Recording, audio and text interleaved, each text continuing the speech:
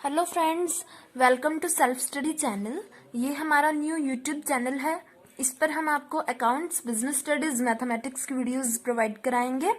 इस पर हम आपको क्लास 11th और 12th की बिजनेस स्टडीज, अकाउंट्स, इंग्लिश और मैथ्स की वीडियोस प्रोवाइड कराएंगे और 9th, 10th, 8th, 7th, 6th class की मैथ्स और इंग्लिश की वीडियोस प्रोवाइड कराएंगे।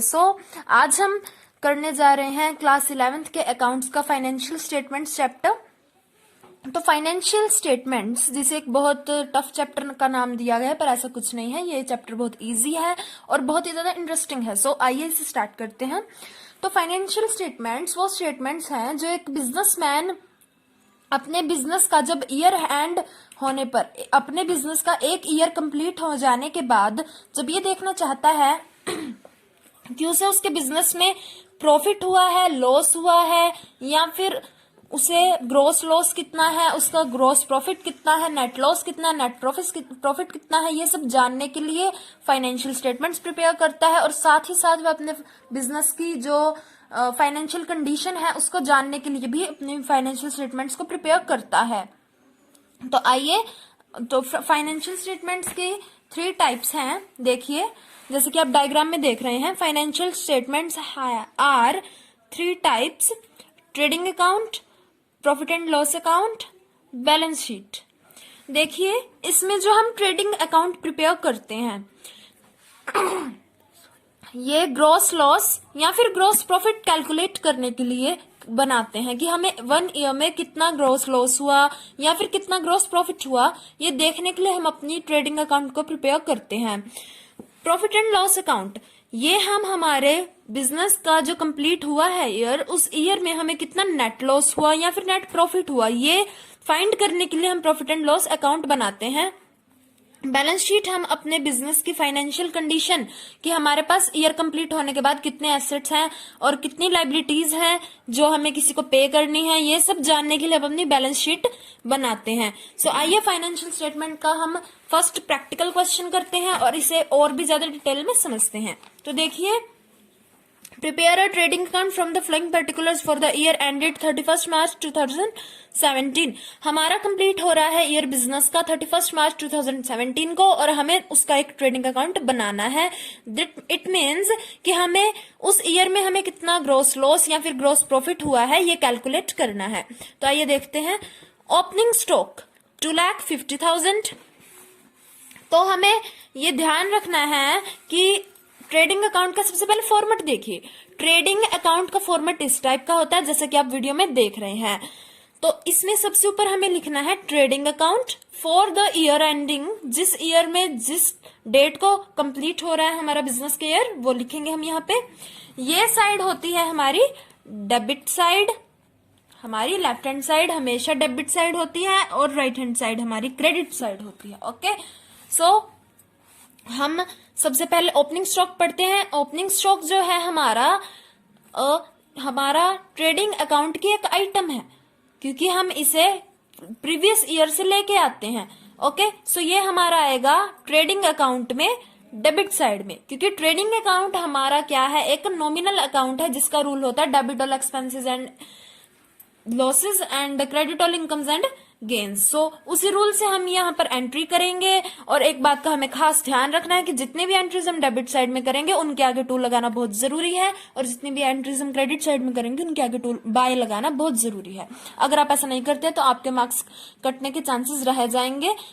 रिस्क न ले, ऐसा जरूर करें। तो देखें, ओपनिंग स्टॉक हम प्रीवियस ईयर से लेके आते हैं, इसलिए हम इसे ओपनिंग स्टॉक 2,50,000 इसका अमाउंट है, इसे अमाउंट के कॉलम में लिख देंगे।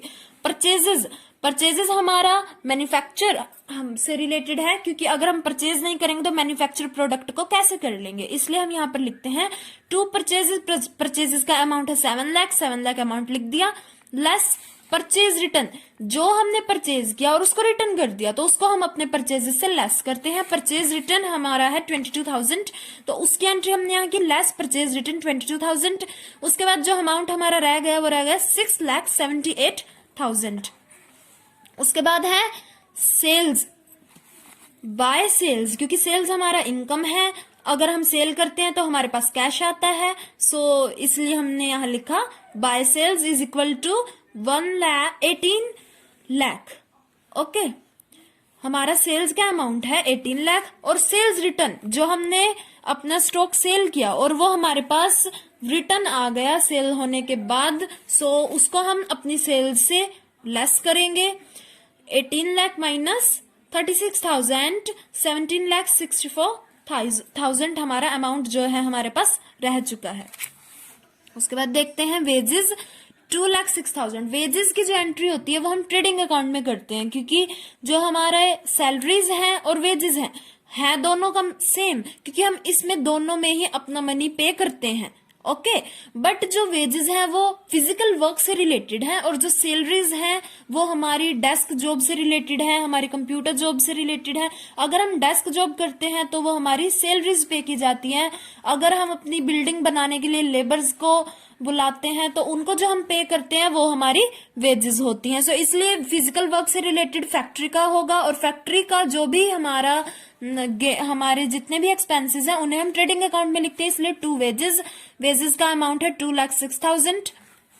उसके बाद है कैरेज इनवर्ड, कैरेज आउटवर्ड। देखिए, जो कैरेज हम परचेजेस पर लगा रहे हैं वो हमारा ट्रेडिंग अकाउंट में आएगा, क्योंकि अगर हम परचेज नहीं करेंगे, उससे अपनी फैक्ट्री तक नहीं लाएंगे तो मैन्युफैक्चरिंग नहीं होगी प्रोडक्ट की। तो प्रोडक्ट की मैन्युफैक्चरिंग के लिए कैरेज, परचेज पर कैरेज तो देना ही पड़ेगा। सो इसलिए जो कैरेज इनवर्ड है ये परचेज पर जो कैरेज लगता है वही होता है। सो हम यहाँ लिखेंगे to carriage inward 34,000। Okay, carriage outward हमारा सेल्स पर लगता है जो कि मैन्युफैक्चर से रिलेटेड नहीं है, इसलिए इसकी एंट्री हम प्रॉफिट एंड लॉस अकाउंट में करेंगे। सो ट्रेडिंग अकाउंट बनाते वक्त हम इसे इग्नोर करेंगे। Manufacturing expenses 2,48,000। मैन्युफैक्चरिंग एक्सपेंसेस जो हैं वो हमारी मैन्युफैक्चर से रिलेटेड हैं, सो इसलिए इसकी एंट्री हम ट्रेडिंग अकाउंट में करेंगे। To manufacturing expenses 2,48,000। उसके बाद है, इनकी एंट्री हमने कर ली है, गैस फ्यूल एंड पावर।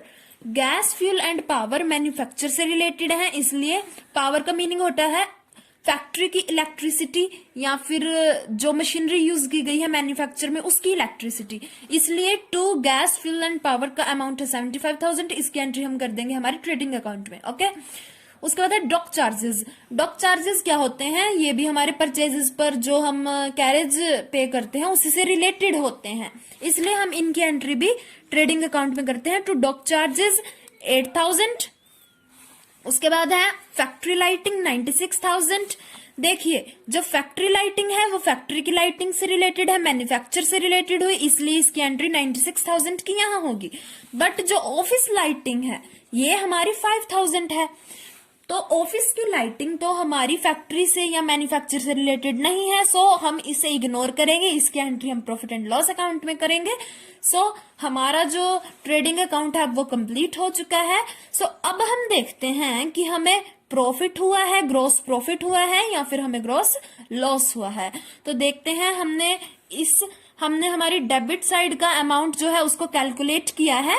तो हमारा डेबिट साइड का अमाउंट कैलकुलेट करने के बाद आ रहा है 15,95,000, और क्रेडिट साइड का जो अमाउंट आ रहा है वो आ रहा है हमारा 23,64,000। ओके, सो हमें ये ध्यान रखना है कि जो हमारी इनकम साइड है मीन्स की क्रेडिट साइड है, अगर हमारा क्रेडिट साइड का जो अमाउंट है वो ज्यादा आता है तो हमारा जो है हमें ग्रॉस प्रॉफिट हुआ है। अगर हमारा डेबिट साइड का अमाउंट ज्यादा आ रहा है तो हमें ग्रॉस लॉस हुआ है, क्योंकि डेबिट साइड में हमारे सारे एक्सपेंसेस और लॉसेज हैं, क्रेडिट साइड में हमारे सारी इनकम्स और गेन्स हैं। सो क्रेडिट साइड का जो अमाउंट है वो ज्यादा आ रहा है, मतलब कि हमें क्या है, ग्रॉस प्रॉफिट हुआ है। सो हम क्रेडिट से डेबिट साइड का कम है, इसलिए क्रेडिट से डेबिट साइड को लेस कर देंगे। लेस करने के बाद जो हमारा ग्रॉस प्रॉफिट आ रहा है वो आ रहा है 7,69,000। तो हम यहां लिख देंगे to gross profit transfer to profit and loss account 7,69,000। Okay, मतलब कि जो हमारा ग्रॉस प्रॉफिट होता है वो हमारे प्रॉफिट एंड लॉस अकाउंट में ट्रांसफर हो जाता है। आगे जाके जब हम profit and loss account prepare करेंगे तब हमें पता लग जाएगा। सो देखिए, to gross profit transfer to profit and loss account, हमने यहाँ पर अपना ग्रॉस प्रॉफिट लिखा और अब हमारे दोनों अकाउंट जो है वो इक्वल हो जाएंगे। अब हमारा टोटल दो अमाउंट आएगा वो आएगा दोनों अकाउंट्स का 23,64,000। और हमें एक बात का ध्यान रखना है, हमें इन दोनों को बिल्कुल इक्वल में लिखना है। लिखने के बाद हमें इसे डबल लाइन करना है। डबल लाइन करने के बाद ये हमारा अकाउंट जो है वो क्लोज हो जाता है। और डबल लाइन करना बहुत ही जरूरी है, इसका मीनिंग होता है कि हमारा अकाउंट यहीं पर क्लोज हो गया है। सो ये था हमारा question number 1, practical question financial statement with financial statements का। सो अगर आपको वीडियो अच्छा लगा हो सो प्लीज लाइक जरूर करें, शेयर करें और सब्सक्राइब प्लीज जरूर करें। और सब्सक्राइब करने के बाद साइड में बेल आइकन को भी जरूर प्रेस करें ताकि हम जो कोई न्यू वीडियो डालें आपके पास उसकी नोटिफिकेशन जरूर आए। Please like, share and subscribe my videos and my channel please. Okay, thanks. Hello friends, welcome to self study channel. आज हम करेंगे क्लास 11th के अकाउंट्स का फाइनेंशियल स्टेटमेंट चैप्टर का क्वेश्चन नंबर 2, जो कि प्रैक्टिकल क्वेश्चन है। क्वेश्चन नंबर 2 देखिए, from the following information prepare the trading account for the year ended 31 March 2017। हमें प्रिपेयर करना है ट्रेडिंग अकाउंट, जो इन्फॉर्मेशन हमें दी गई है उससे। जो हमारा बिजनेस का ईयर है वो 31 मार्च 2017 को कंप्लीट हो रहा है। तो देखते हैं, adjusted purchases 15 lakh, sales 21,40,000, return inwards 40,000, freight and packing 15,000, packing expenses on sales 20,000, depreciation 36,000, factory expenses 60,000, closing stock 1,20,000। देखते हैं अब इसे कैसे प्रिपेयर करना है। तो देखिए, ये हमने बना लिया ट्रेडिंग अकाउंट का format for the year ending 31 March 2017, क्योंकि 31 मार्च 2017 को हमारा ईयर कंप्लीट हो रहा है बिजनेस का। देखते हैं, सबसे पहले हमें दिया है एडजस्टेड परचेजेस 15 लाख। हमें इस बात का ध्यान रखना है कि जो एडजस्टेड परचेजेस जब हमें इंफॉर्मेशन में या ट्रायल बैलेंस में दी हो तब हम क्लोजिंग स्टॉक की एंट्री नहीं करते, क्योंकि जो हम आने वाले क्वेश्चंस में एडजस्टेड परचेजेस का फॉर्मूला पढ़ेंगे उसमें जो क्लोजिंग स्टॉक है, ओपनिंग स्टॉक है, वो सब कुछ एडजस्टेड परचेजेस में एडजस्ट होके आया है। इसलिए सिर्फ हम लिखेंगे यहाँ to adjusted purchases debit side में 15 लाख। नेक्स्ट है सेल्स 21,40,000। हमने क्रेडिट साइड में लिखेंगे हम बाय सेल्स 21,40,000।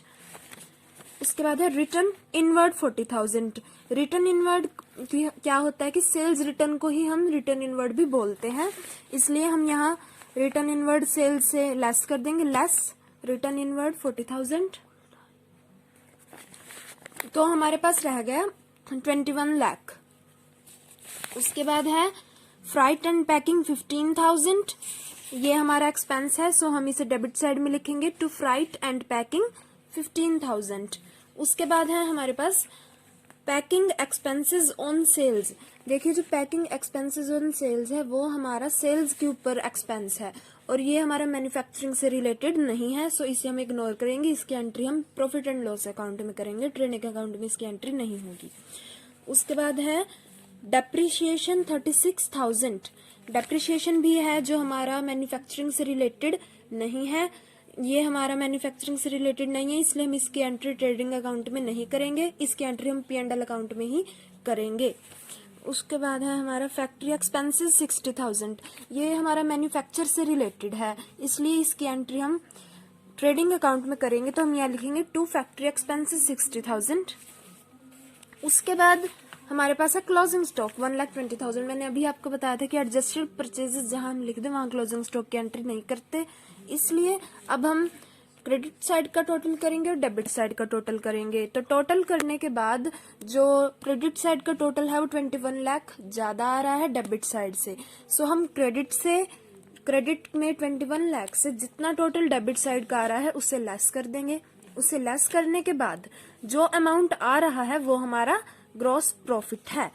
कि क्योंकि मैंने आपको पिछले क्वेश्चन में भी बताया था, अगर क्रेडिट साइड ज्यादा हो डेबिट साइड कम हो तो हमें प्रॉफिट होता है। जो अमाउंट हमारा लेस करने के बाद आ रहा है क्रेडिट साइड से डेबिट साइड को लेस करने के बाद जो अमाउंट आ रहा है वो हमारा ग्रॉस प्रॉफिट है। सो उसे हम यहाँ लिखेंगे to gross profit transfer to profit and loss account. इसे शॉर्ट फॉर्म में भी लिख सकते हैं P&L अकाउंट। 5,25,000। हम अब इन दोनों अकाउंट्स का टोटल कर देंगे। टोटल आ रहा है 21 लाख। तो हमने इन्हें लिख दिया और लिखने के बाद इसे डबल लाइन करना जरूरी है ताकि अकाउंट क्लोज हो जाए। ओके, सो ये था हमारा question number 2 practical question. Video अच्छी लगी हो तो लाइक करें और चैनल को सब्सक्राइब करें।